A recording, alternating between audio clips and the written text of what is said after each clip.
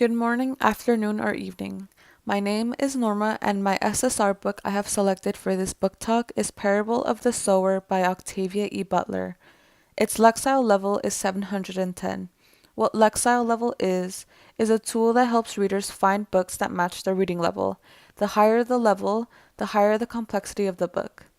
In my case, this book does not have too high of a Lexile level and is therefore suited for most students beyond elementary school. Many students figure their Lexile level out by taking an SRI exam, usually given in school. This book in particular was recommended to me by my literature teacher, but was also a book that was on my radar after reading a novel by the same author. Kindred, by Octavia Butler, was a novel I very much enjoyed after seeing the historical context.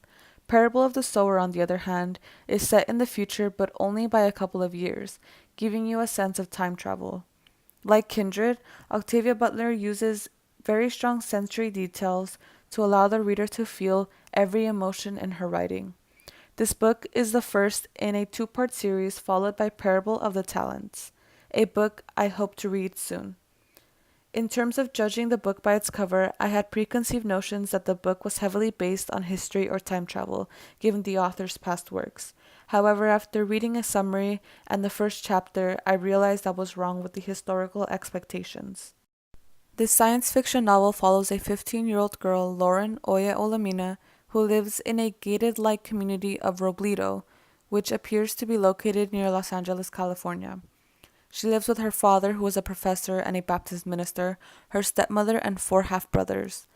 The story begins in 2024, where we find that Lauren's community has built a wall around it after various incidents.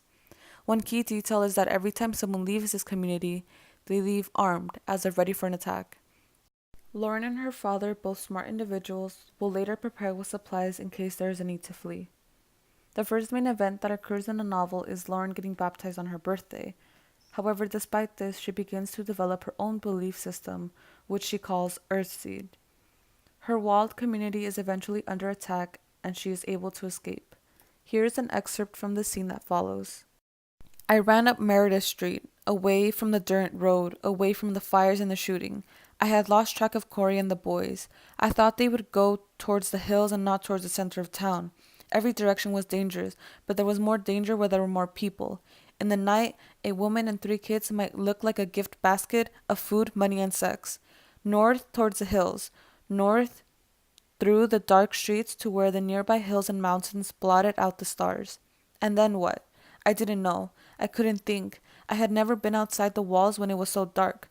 My only hope of staying alive was to listen, hear any movement before it got too close to me, see what I could see by starlight, be as quiet as I could. I walked down the middle of the street, looking and listening and trying to avoid potholes and chunks of broken asphalt. There was little other trash. Anything that would burn, people would use as fuel. Anything that could be reused or sold had been gathered. Corey used to comment on that. Poverty, she said, had made the streets cleaner.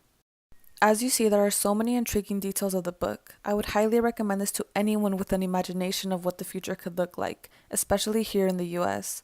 With Lauren's beliefs, her father's strictness, and her neighborhood's problems, there are so many things that could go wrong.